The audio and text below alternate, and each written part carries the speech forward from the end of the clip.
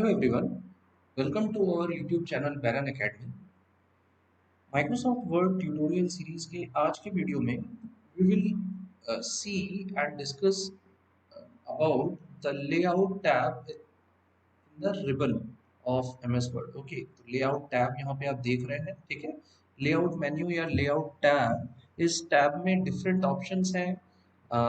जैसे कि page setup आपको करना है, ठीक है, पैराग्राफ की स्पेसिंग सेट करनी है, and you have to arrange certain objects which are there.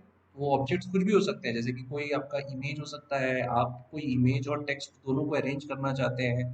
तो इसमें क्या है कि we are going to see in this particular tutorial video that how you can do those activities, ठीक है। अब देखिए, अब पैराग्राफ की स्पेसिंग, पेज सेटअप, अगेन जैसा कि मैं डिजाइन टैब में आपको बताया था, ये हम होम पे भी हमने देखा था, ठीक है। आप यहाँ देख सकते हैं पैराग्राफ की स्पेसिंग एंड ऑल यहाँ पे।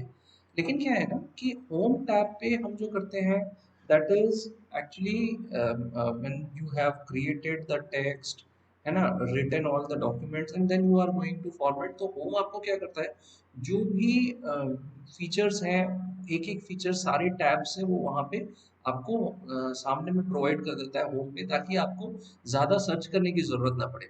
लेकिन अगर आप लेआउट टैब पे जाते हैं, और जैसा कि आपने डिज़ाइन टैब में, हमने अपने पिछले वीडियो में देखा था कि डिज़ाइन टैब में आप डॉक्यूमेंट क्रिएशन से पहले अपने पेज को डिज़ाइन कर सकते हैं, डॉक्यूमेंट को डिज़ाइन कर सकते हैं, and then you start your content writing, fine. वैसे ही लेआउट में आप अपने पेज का लेआउट डिफाइन कर सकते हैं। वो क्या लेआउट्स हैं, लेट्स सी। तो शुरू करते हैं। ओके, देखिए, सबसे पहले जो ऑप्शन आता है वो पेज सेटअप के कैटेगरी में कुछ ऑप्शंस हैं, जैसे कि आपके पेज में मार्जिन्स। तो मैं आपको जब अपने पिछले ट्यूटोरियल में आपको मैं जब फाइल मेन्यू बता रहा था, तब वहां पे मैंने आपको प्रिंट ऑप्शन में पेज के मार्जिन के बारे में डिस्कस किया था।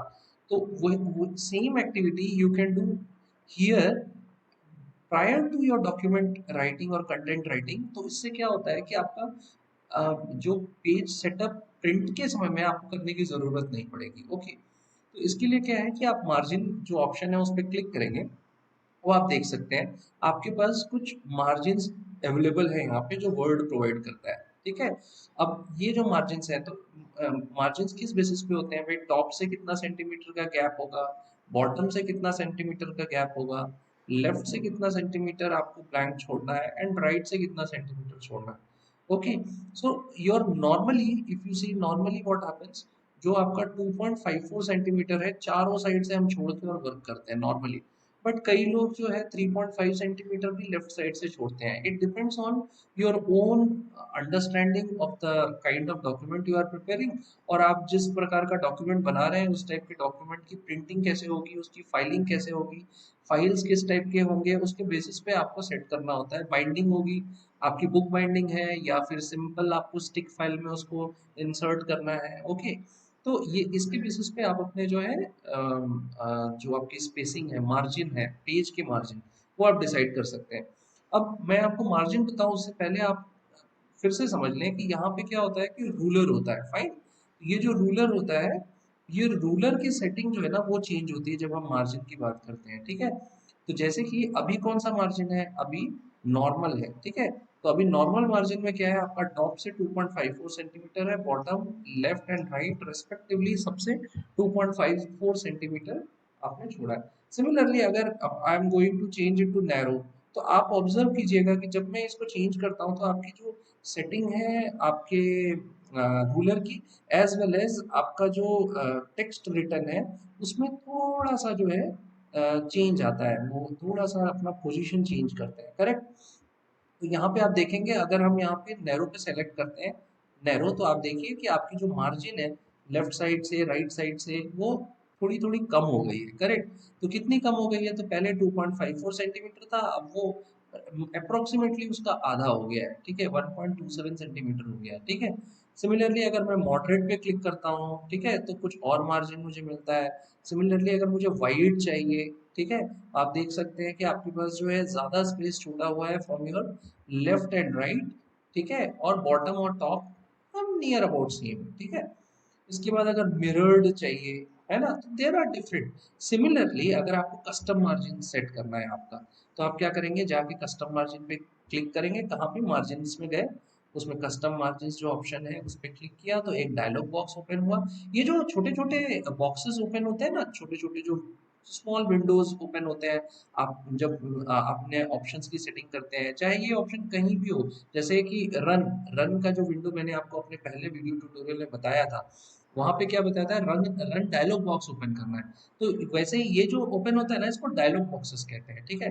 तो ये डायलॉग बॉक्स ओपन हुआ है, आपका पेज सेटअप का डायलॉग बॉक्स है। अब पेज सेटअप ये सेम है जो हमने प्रिंटिंग के समय में फाइल मेन्यू के जब वीडियो ट्यूटोरियल में देखा था, वो सेम है ना। आप यहाँ पे जो है पोर्ट्रेट चाहिए, लैंडस्केप चाहिए, आपको मल्टीपल पेजेस चाहिए, आपको सारे डॉक्यूमेंट में चाहिए कि सिंगल डॉक्यूमेंट में चाहिए, सिंगल पेज पे चाहिए या सारे पेजेस पे चाहिए। सिमिलरली टॉप से, बॉटम से, इनसाइड, आउटसाइड, है ना, gutter gutter position, everything you can set, ठीक है। तो इसके बेसिस पे क्या होता है आपका जो है फिर पेपर का जो लेआउट होता है वो भी आप यहाँ से सेट कर सकते हैं, भाई आपको कौन सा लेआउट चाहिए। एंड देन लेआउट में जाएंगे और फिर आपको चेक करना है कि भाई जो हेडर फुटर कितना साइज है क्या। So you can do your custom margin also, ठीक है। सिमिलरली जो सेकंड ऑप्शन है, तो अभी हम नॉर्मल पे ले लेते हैं, ठीक है। अब आपके पास जो सेकंड ऑप्शन है दैट इज ओरिएंटेशन। अब ओरिएंटेशन क्या होता है, मैंने आपको बताया था, दो टाइप के ओरिएंटेशन होते हैं कि भाई आपको पोर्ट्रेट जो करंट है वो पोर्ट्रेट ओरिएंटेशन कहलाता है, ठीक है। Technically it is known as portrait orientation, ठीक है। और जो क्या कहते हैं सेकंड ओरिएंटेशन है दैट इज लैंडस्केप। आप देख सकते हैं कि मेरा पेज जो है वो लैंडस्केप मोड में, उसकी क्या होती है कि उसकी विड्थ इंक्रीज हो जाती है, ठीक है। तो this is what the difference between portrait and landscape. अभी क्या है, आपका क्वेश्चन आना चाहिए ना कि सर मुझे एक बात बताइए, ये मैं लैंडस्केप क्यों करूंगा। सो इट डिपेंड्स, कई बार अब जैसे लैंडस्केप, अब आप अगर विजुअलाइज करें तो आपके जो ग्रीटिंग कार्ड्स होते हैं वो, या ग्रीटिंग कार्ड्स हो गए, वो पोर्ट्रेट में भी आते हैं, लैंडस्केप में भी आते हैं। कई बार शादी के कार्ड्स जो ये होते हैं, क्या कहते हैं, प्रिंट होते हैं, आप देखेंगे वो लैंडस्केप मोड में होते हैं, है ना। आप उसको वर्टिकली ओपन करते हैं, ठीक है। तो ये जो मोड है, ये डिपेंड करता है, ओरिएंटेशन डिपेंड करता है कि आपका किस टाइप का कंटेंट है। और आपको इट्स नॉट लाइक कि आप पोर्ट्रेट में काम नहीं कर सकते हैं, लैंडस्केप में काम नहीं कर सकते हैं, बट वे ये है कि भाई आपका डॉक्यूमेंट आपको कैसे प्रेजेंट करना है, उसके बेसिस पे आप जो है अपने ओरिएंटेशन को सेट कर सकते हैं, ठीक है। इसके बाद होता है साइज। अब ये साइज क्या होता है, पेपर साइज होता है, ठीक है। What is this paper size. तो अभी मैंने आपको बताया था अपने एक पीछे के एक ट्यूटोरियल में, एक वीडियो पिछली बार हमने डिस्कस किया था उस वीडियो में, कि क्या होता है आपको डॉक्यूमेंट बनाने से पहले, क्रिएट करने से पहले आपको ये सेट कर लेना होता है कि इस डॉक्यूमेंट की प्रिंटिंग कैसे होगी, ओके। तो इस डॉक्यूमेंट की प्रिंटिंग कैसे होगी, मतलब कैसे होगी का मतलब क्या होता है कि किस टाइप के पेपर में होगी, कौन से पेपर के साइज पे होगी, ठीक है। तो अगर आप A4 का कर रहे हैं और लेटर में प्रिंट कर रहे हैं, A4 का कर रहे हैं और A3 में प्रिंट कर रहे हैं, तो क्या होता है कि भाई आप A4 का डॉक्यूमेंट बनाया, A3 में प्रिंट किया, तो आपका स्पेस छूटता है, करेक्ट। और कभी कई बार क्या होता है, आप अगर साइज, पेज साइज अगर अच्छे से पहले से डिफाइन करके नहीं रखेंगे तो प्रिंटिंग के टाइम में प्रॉब्लम आती है। तो आपको पहले ये डिसाइड करना है कि आप जो डॉक्यूमेंट बना रहे हैं इसको आप किस टाइप के पेपर, किस साइज के पेपर पे आपको इसकी प्रिंट चाहिए, ठीक है। जैसे कि बहुत सिंपल सा आपको मैं एग्जांपल देता हूँ। जो आर्किटेक्ट्स लोग जो अपने आर्किटेक्चर बनाते हैं, आपके घरों के आर्किटेक्ट्स, ठीक है, तो उसको क्या होता है कि बड़े शीट पे प्रिंट करना होता है ना। तो नॉर्मली व्हाट दे डू कि भाई वो क्या करते हैं, A3 पेजेस ले लेते हैं। A3 थोड़े बड़े पेजेस होते हैं, ठीक है। आप इनकी साइजेस वहां देख सकते हैं कि A4 का क्या है, 21 क्रॉस 29.7 सेंटीमीटर स्क्वायर, यहाँ पे क्या है 29.7 क्रॉस 42 है, ठीक है। तो what is going on, A3 की साइज बड़ी होती है, तो more clearly you can, the architect can describe the different entities of the architecture of a house or any building that he has constructed. So here in what I am trying to say is कि depending on your need, कि भाई आपको letter का need है, tabloid का need है, legal paper पे आप प्रिंटिंग ले रहे हैं, एग्जीक्यूटिव पेपर पे प्रिंटिंग ले रहे हैं, है ना, B4 B5, ये सारे एनवेलप की प्रिंटिंग है, एनवेलप का साइज होता है ना। तो आपको अगर एनवेलप के साइज पे प्रिंटिंग लेना है तो उसके बेसिस पे आप पहले साइज डिसाइड कीजिए, तब आप अपने डॉक्यूमेंट कीजिए। तो उससे क्या होगा, आप जैसे मैं अगर यहाँ पे एनवेलप सेलेक्ट करता हूँ, आप देखिए एनवेलप में ऑटोमेटिकली क्या है कि एनवेलप के साइज के बेसिस पे मेरा कंटेंट जो है डिसाइड हो गया कि भाई आप अगर इसकी प्रिंट लोगे तो भाई ये तो ऐसे ही प्रिंट होगा, ठीक है। एनवेलप का जो साइज होता है वैसे ही होगा। सिमिलरली अगर मैं A3 पे लेता हूँ तो देखो ये थोड़ा सा इसका साइज बढ़ गया, करेक्ट। उसके बाद क्या हो गया, अगर एग्जीक्यूटिव पे लेता हूँ तो थोड़ा सा साइज चेंज हुआ, लेटर में चेंज हुआ, है ना। और बाय डिफॉल्ट A4 होता है, जिस पेपर पे आप प्रिंट लेते हैं वो A4 साइज का पेपर होता है, ठीक है, जो बाय डिफॉल्ट आप प्रिंट लेते हैं तो A4 साइज में आप काम कर सकते हैं। सिमिलरली कई बार ऐसा होता है कि हमें कॉलम डिसाइड करना होता है कि एक पेज पे कितने कॉलम में ये जो आपका जो कंटेंट है वो लिखा होना चाहिए, कॉलम। जैसे कि अगर आप अपने न्यूज़पेपर देखते हैं, है ना, न्यूज़पेपर में क्या होता है कि मल्टीपल कॉलम्स में आपका जो न्यूज़ है वो लिखा होता है। सिमिलरली आपको on the basis of your need आप क्या कर सकते हैं, अपने कॉलम्स डिसाइड कर सकते हैं। अभी क्या है, अभी बाय डिफॉल्ट ये वन कॉलम लिखा है, I can change it to two column. तो आप देखो आपका जो कंटेंट है एक पेज पे ही आ गया, और क्या हुआ कि आपका कंटेंट जो है, आपके नंबर ऑफ पेजेस भी कम हो गए, है ना। तो on the basis of your need, ठीक है, आपको पेज बचाने हैं, 3 कॉलम कर लीजिए आप। फिर उसके बाद आपके पास आप लेफ्ट कॉलम को वैसे ही रहने दीजिए, ठीक है। राइट कॉलम को जो है आप मतलब लेफ्ट के बेसिस पे आपका कॉलम सेट होगा, और जो नेक्स्ट ऑप्शन है दैट इज राइट, ठीक है। तो क्या होगा कि आपका लेफ्ट कॉलम तो वैसे का वैसे रहेगा, राइट कॉलम जो है वो थोड़ा सा श्रिंक होके and then the it will be shown to you, ठीक है। Similarly, if you are going for more number of columns, you can decide on your columns. Nobody has asked you that you cannot go for more number of columns, ठीक है। लेकिन इसमें मेरा एक suggestion है कि भाई कॉलम्स भी ऐसा नहीं, अब देख लो यहाँ पे मैंने 4 कॉलम ले लिए, अब ये 4 कॉलम में क्या पढ़ने में मजा आ रहा है क्या, नहीं आ रहा है। तो एट मैक्स हम लोग 2 कॉलम पे वर्क करते हैं, ठीक है। And but if you are मतलब टेक्निकल डॉक्यूमेंट्स जब बनाते हैं, लेकिन क्या होता है कि भाई अगर आप कुछ इस तरीके का, आप मान लो A3 पेपर पे कुछ ले रहे हो आप, है ना, और आपको बहुत सारे कंटेंट एक साथ दिखाने हैं, तो उसके केस में आप मल्टीपल कॉलम्स ले सकते हैं, डजेंट मैटर, ठीक है। मैं इसको चेंज कर देता हूँ 1 कॉलम। अब next thing that I am going to discuss is break. देखो क्या होता है ना कि अब लेआउट की बात हो रही है ना, तो ब्रेक्स की जब हम बात करते हैं तो इसमें क्या होता है कि पेज ब्रेक होता है, कॉलम ब्रेक होता है, टेक्स्ट रैपिंग होती है। तो what is page break, I told you in my last video. भाई पेज ब्रेक का क्या मतलब है कि पेज ब्रेक जब आप करते हो तो एक नया पेज इंसर्ट होता है, but at the same time जो नया पेज इंसर्ट होता है उसके पहले जो आपका कंटेंट लिखा हुआ है उसको वहीं छोड़ के नया पेज इंसर्ट होता है। ब्लैंक पेज और पेज ब्रेक में डिफरेंस है, ठीक है। ब्लैंक पेज का मतलब क्या है कि एक पर्टिकुलर पेज जिस पे कंटेंट लिखा है उसके बाद या उसके पहले कोई ब्लैंक पेज इंसर्ट किया गया है। पेज ब्रेक का मतलब ये है कि अगर मैं मान लो पेज ब्रेक चाहता हूँ after my this particular line, ठीक है, तो मैं यहाँ पे एक जब पेज ब्रेक इंसर्ट करूंगा तो आप देख सकते हैं कि वो उस लाइन के बाद मेरा पूरा स्पेस खाली है, एंड देन जो मेरा नेक्स्ट लाइन है वो नेक्स्ट पेज से स्टार्ट हुआ, ठीक है। तो this is what the concept behind your page break. Similarly there are other kinds of breaks, like अब अगर आपको सेक्शन ब्रेक करना है, ठीक है। अभी क्या है कि कई बार हम ऐसा होता है सेक्शन 1 सेक्शन 2 सेक्शन 3 लिखते हैं, तो मुझे चाहिए कि भाई हर सेक्शन जो है ना वो अलग अलग पेजेस पे आए, ठीक है। या कंटिन्यूअसली आपको ब्रेक करना है, या फिर आपको इवन पेज पे चाहिए। अब क्या है, मुझे चाहिए कि भाई मेरा जो सेक्शन है वो इवेंट पेज पे चला जाए, हर नया सेक्शन मेरा इवेंट पेज से चालू हो। जैसे कि क्या होता है, अगर आप ध्यान से देखें तो जब आप टेक्स्ट बुक्स अपने पढ़ते होंगे तो टेक्स्ट बुक्स में हमेशा जो नया चैप्टर है वो आप अगर देखेंगे तो ऑड पेज से स्टार्ट होता है, ठीक है, हमेशा। तो ये जो आप भाई वर्ड में आप बुक्स भी लिख सकते हैं, मैंने तो कभी ऐसा नहीं कहा कि सिंपल डॉक्यूमेंट्स के लिए होता है। तो आप यहाँ पे बुक्स भी लिखते हैं, तो जब आप बुक्स यहाँ पे लिख सकते हैं इट मीन्स कि भाई उसके लिए जो भी बुक लिखने के लिए जो भी आपको जो है फैसिलिटी चाहिए वो वर्ड यहाँ प्रोवाइड कर रहा है, ठीक है। तो अगर मैं इवेंट पेज पे क्लिक कर देता हूँ तो इसका मतलब क्या है, इसके बाद जो भी आएगा वो इवेंट पेज पे आएगा।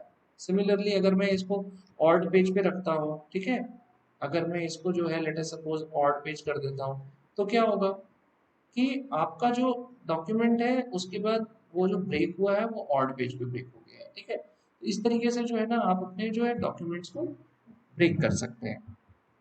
इसके बाद होता है line numbers, okay.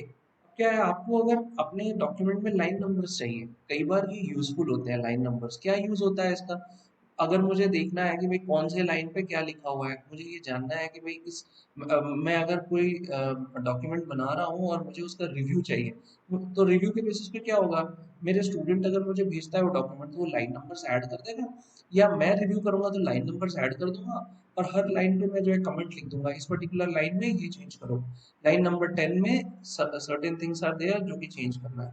Line numbers अभी नन सेलेक्टेड है, मैं कंटिन्यूअस कर देता हूँ, तो देखो क्या हुआ, लाइन नंबर्स जो पहला मैंने कंटेंट लिखा है पहले पहले लाइन पे, वहां से वो लाइन काउंट हो रहा है, ठीक है, तो 1 2 3 4 करके वो कंटिन्यूअसली लाइन काउंट कर रहा है। Similarly there are other ways also to write line your line numbers, ठीक है, जैसे कि एवरी पेज पे आपको 1 से चाहिए, तो क्या होगा, रीस्टार्ट ईच पेज पे क्लिक कीजिए, ठीक है, तो इससे क्या होगा, पहले पेज में 1 से लेट अस सपोज 37 तक गया, उसके बाद नेक्स्ट पेज में फिर 1 से स्टार्ट हुआ, ठीक है। सिमिलरली आपके पास दूसरा ऑप्शन होता है, what is that option, restart each section. अभी मेरे पास इसमें कोई सेक्शन नहीं है, तो ऐसा कुछ होने वाला नहीं है, ठीक है, तो कंटिन्यूअसली होगा। अगर आपके पास कोई सेक्शन है तो यू कैन सी कि हर एक सेक्शन के साथ में आपका नया लाइन नंबर स्टार्ट होता है, ठीक है।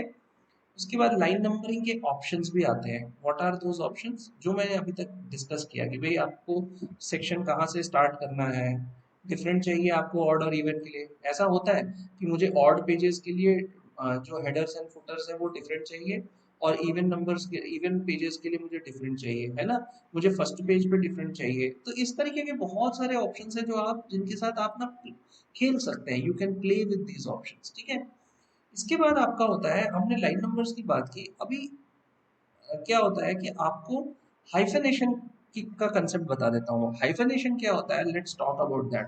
भाई अगर कई बार ऐसा होता है कि हम टाइपिंग करते हैं एंड कोई लाइन खत्म नहीं होता है, लाइन खत्म हो जाता है, लाइन एंड हो जाता है और वर्ड एंड नहीं होता है, तो उसके केस में क्या होता है, जैसे कि मैंने मुझे अगर लिखना है अपना नाम, okay, and then what happens कि ये एंड में आता है, तो इसके लिए क्या होता है कि ये यहाँ पे एक हाइफन आता है and R A B H comes in the second line, ठीक है, तो this is what the concept behind your line, sorry, your hyphenation, okay. तो अभी क्या है, अगर हम हाइफिनेशन देखें तो हम कोई हाइफिनेशन नहीं दे रहे, इसका मतलब क्या है कि मेरे किसी भी लाइन में अगर आप ध्यान से देखें, किसी भी लाइन में कोई हाइफन नहीं है, ठीक है, कोई हाइफन नहीं है। जैसे अगर आपको डाउट हो रहा है कि भाई 3 डायमेंशन में हाइफन है, तो एक्चुअली क्या है कि this word is written in such a way कि वो जो 3 डायमेंशनल है उसके बीच में मैंने हाइफन दिया है, ठीक है, तो there is no hyphen in any line, अगर आप ध्यान से देखें तो, ठीक है, कोई भी लाइन हाइफन से एंड नहीं हो रहा है। तो मुझे क्या करना है कि भाई इसमें हाइफन ऐड करना है, तो मैं क्या करूंगा कि ऑटोमेटिक हाइफिनेशन या मैनुअल हाइफिनेशन, या there are other options also, ठीक है, वहां पे क्या होता है कि आपको लिमिट करना है हाइफिनेशन, कैप्स करना है हाइफिनेशन वर्ड्स को, तो ये सारी चीजें आप कर सकते हैं, ठीक है। तो मैं अभी क्या है आपको दिखाता हूँ ऑटोमेटिक हाइफिनेशन। मैंने अगर देख आप अगर देखेंगे यहाँ मैंने ऑटोमेटिक हाइफिनेशन सेलेक्ट किया है। अब आप देखेंगे कि कुछ ऐसे लाइंस जरूर होंगे जहाँ पे ऑटोमेटिक हाइफिनेशन के बाद देखिए, जैसे ये वाला लाइन, पहले ये 3 डैश और डायमेंशनल नीचे था, अभी क्या हुआ कि ये डायमेंशनल जो है का DIMEN ऊपर आ गया और there is a hyphen, and then next the other rest characters of that particular word is shown in the second line, है ना। तो इसका मतलब क्या है, ये स्पेस बचाता है, actually there was a need of hyphenation over there, but it is not necessary. हाँ, कई बार ऐसा होता है कि भाई हमें क्यों क्या जरूरत है हाइफेनेशन का, without हाइफेनेशन also my lines look good, है ना। तो इस तरीके से आप सोच सकते हैं कि आपको हाइफेनेशन देना है या नहीं देना है, ठीक है। अच्छा, इसके बाद वेरी इंपॉर्टेंट पार्ट कि भाई आपको जो अपने पैराग्राफ की जो इंडेंटेशन है वो आपको कैसे करनी है। तो पैराग्राफ की इंडेंटेशन अगर आप देखें तो पैराग्राफ की क्या होती है, लेफ्ट इंडेंटेशन होगा, राइट इंडेंटेशन होगा, है ना, उसकी स्पेसिंग, एक पैराग्राफ है जैसे कि ये स्टेटमेंट है, इसके पहले, है ना, तो इसके पहले वाले स्टेटमेंट से इसका कितना गैप होना चाहिए, इसके बाद वाले स्टेटमेंट से इसका कितना गैप होना चाहिए, तो ये सारी चीजें जो है ना ये आप पैराग्राफ वाले कैटेगरी में करते हो, ठीक है। तो जैसे कि मैं अगर लेफ्ट इंडेंटेशन दे रहा हूँ, आप अगर ध्यान से देखेंगे, मैं इसको जैसे जैसे बढ़ाते रहूंगा इसकी वैल्यू को, वैसे वैसे लेफ्ट इंडेंट इंडेंट जो है इंक्रीज होते रहेगा। आप देखिए हर लाइन की मैं ऐसे कर सकता हूँ, ठीक है। So it depends on what, it depends on कि व्हाट इज द नीड, है ना। कई बार आपके पैराग्राफ में जो पहला लाइन होता है वो हमेशा विद इंडेंट स्टार्ट होता है, तो वो इंडेंटेशन हमें पता होना चाहिए कैसे देना है। अगर राइट इंडेंट है तो आपको राइट इंडेंटेशन के बाद भी आप जो है ऐसे इंक्रीज या डिक्रीज कर सकते हैं। सिमिलरली अगर मुझे इस लाइन के बिफोर कितना स्पेस देना है तो मैं इसको इंक्रीज डिक्रीज कर सकता हूँ। देखिए जैसे ही मैं इंक्रीज कर रहा हूँ तो there is a gap coming between this and your heading, ठीक है। अब देर इज अ कैच, हाँ, मैं वो कैच आपको बताता हूँ। वो कैच ये है कि अगर आप गैप देते हैं ना तो इसके बीच में कोई जो है गैप आना नहीं चाहिए। जैसे कि आप यहाँ पे आप ध्यान से देखिए, ठीक है। अगर मैं यहाँ पे अभी फिलहाल मैं कर्सर को ऊपर ले जा रहा हूँ तो मेरे हेडिंग पे जा रहा है, ठीक है। अगर मैं उसी कर्सर को नीचे लाता हूँ तो अभी कहाँ पे आ रहा है, पहले मेरे पहले लाइन में आ रहा है, ठीक है, इस लाइन पे आ रहा है कर्सर। लेकिन there must be a gap. तो गैप देने के दो तरीके होते हैं। नॉर्मली लोग क्या करते हैं, एंटर दे देते हैं। जैसे मैंने अभी एंटर प्रेस किया, एंटर प्रेस करने का क्या मतलब होता है, ये जो गैप होता है ना यहाँ पे आप कुछ लिख सकते हैं, ठीक है। But I don't want this particular thing, I want a gap in such a way that वो जो गैप है उसमें आप कुछ लिख ना सके, there must be a proper space between that. तो उसके लिए क्या करेंगे कि इस पर्टिकुलर लाइन के बिफोर वाला पार्ट जो है उसमें आप कुछ गैप छोड़ दीजिए। अब आप देखेंगे कि गैप तो आया, लेकिन ये कर्सर जब ऊपर जाएगा तो डायरेक्टली उस हेडिंग पे चला जाएगा। So such kind of things you can do with your paragraph option. Similarly अगर इस लाइन के बाद मुझे गैप चाहिए तो देखिए आप जो है इसको इंक्रीज कर दीजिए या डिक्रीज कर दीजिए, तो गैप जो है वो अपने आप सेट हो जाएगा, करेक्ट। इसके बाद एक अरेंज का ऑप्शन होता है, ठीक है। तो इस अरेंज के ऑप्शन के लिए हम लोग क्या करते हैं, let us take a picture, okay, let us insert a picture, fine. एक हम जो है इंसर्ट करते हैं पिक्चर। मैंने क्या किया, इंसर्ट टैब में जाके पिक्चर इंसर्ट किया। आप देख सकते हैं ये पिक्चर बहुत बड़ा है, ठीक है। हमेशा याद रखिए अगर कोई पिक्चर को आपको रीसाइज करना है, सो रीसाइज करने के लिए बेस्ट थिंग इज कि भाई आप क्या करिए कि जो डायगनली जो आपके पॉइंट्स दिए होते हैं डायमेंशंस पे, आप उस पे जब आप क्लिक करेंगे तो वहां पे डबल एंडेड एरो आएगा, उसको आप प्रेस करके लेफ्ट क्लिक करके और तब आप उसको हमेशा छोटा कीजिए। इससे फायदा ये होता है कि जो आपका जो लोगो होता है उसका हाइट विड्थ जो है प्रॉपरली सेट रहता है, इवन दो अगर मैं उसकी साइज छोटा बड़ा करता हूँ। जैसे कि मैं आपको दिखाता हूँ, अगर मैं इसका साइज यहाँ से छोटा बड़ा करता हूँ, आप देखिए इट डजेंट लुक गुड, है ना। लेकिन अगर मैं इसका साइज साइड डायगनली मैं इसको अगर छोटा बड़ा करता हूँ तो उसका जो रिजोल्यूशन है and everything looks fine to me, है ना। अब क्या है, मैंने एक इंसर्ट किया है यहाँ पे इमेज। अब जैसे ही मैं एक इमेज यहाँ इंसर्ट करता हूँ, देखिए यहाँ पे ना कुछ पहले क्या था, यहाँ पे ये सारा जो ऑप्शन था ये डिसेबल था, है ना। अभी क्या है, मुझे अरेंज करना है, क्या अरेंज करना है कि ये जो इमेज है मुझे कैसे चाहिए टेक्स्ट में। तो उसके लिए क्या होता है कि पोजीशन जो ऑप्शन होता है उसमें हमें जो है ना उसको सेलेक्ट करना होता है, ठीक है, कि हमें पोजीशन कैसे चाहिए, ठीक है। तो जैसे जैसे अलग अलग पोजीशंस आपके पास अवेलेबल है, आपको जो पोजीशन चाहिए आप उस पोजीशन पे उसको सेट कर सकते हैं, ठीक है। मुझे ये पोजीशन चाहिए, ठीक है, तो उस पोजीशन पे आपका सेट हो सकता है, ठीक है। सिमिलरली आपके पास कंसेप्ट होता है कि भाई अब ये जो आपका है पोर्शन, इसको आप फ्रंट में लाना चाहते हैं या टेक्स्ट के फ्रंट में लाना चाहते हैं या आपको इसको फॉरवर्ड रखना है। तो ये सारे ऑप्शंस पे आप क्या कहते हैं, फ्रंट पे अगर आप लाते हैं, ठीक है, bring in front of text करते हैं, तो इस तरीके की जो ऑप्शंस होते हैं इससे क्या होगा, भाई bring forward, bring to front और bring in front of text का मतलब क्या होता है। अब वो जो आपके जो कंटेंट है, जैसे कि ये पिक्चर है आपके केस में, ये पिक्चर जो है ना ये हमेशा जो है फ्रंट में रहेगा। मतलब आपके जो बाकी पहले क्या था कि ये जो पोर्शन था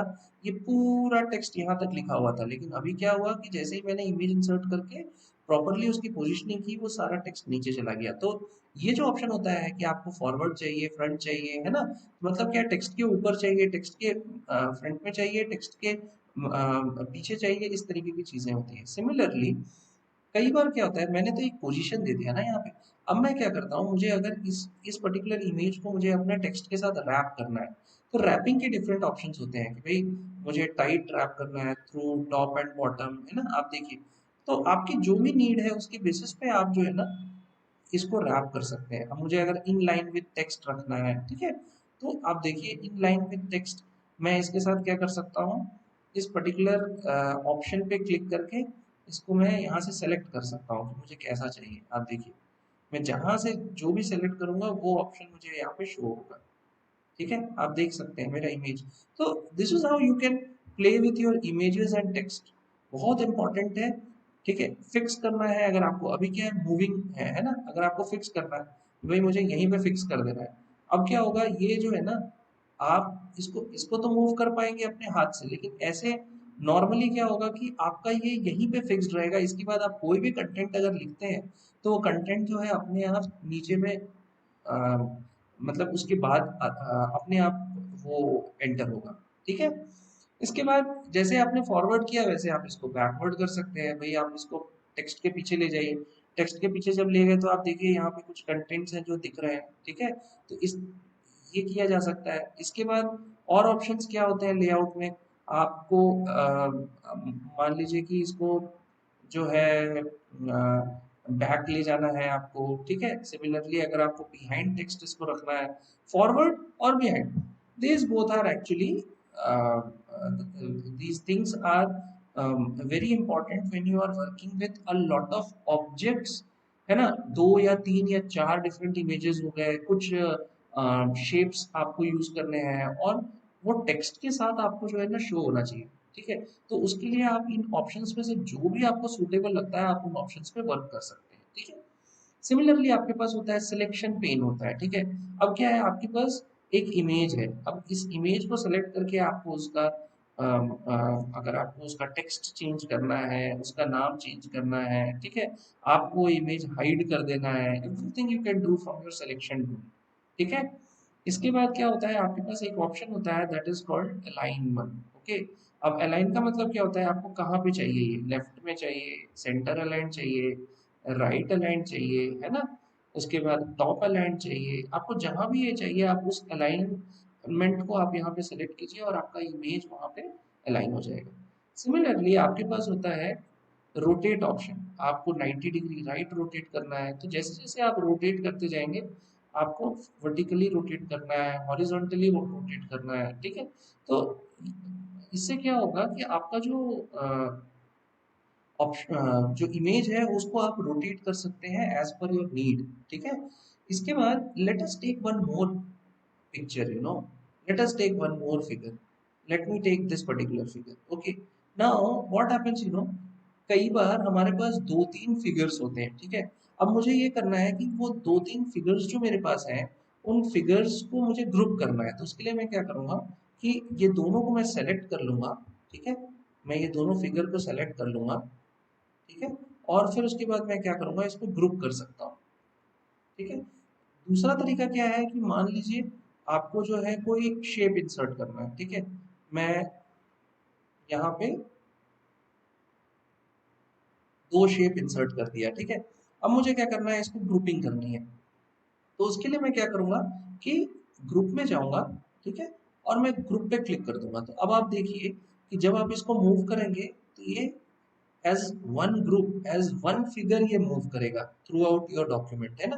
पहले का क्या कंसेप्ट था कि जब आपको मूव करना है तो ये अलग मूव होगा और इसको सेलेक्ट करके अलग मूव करना होगा, करेक्ट।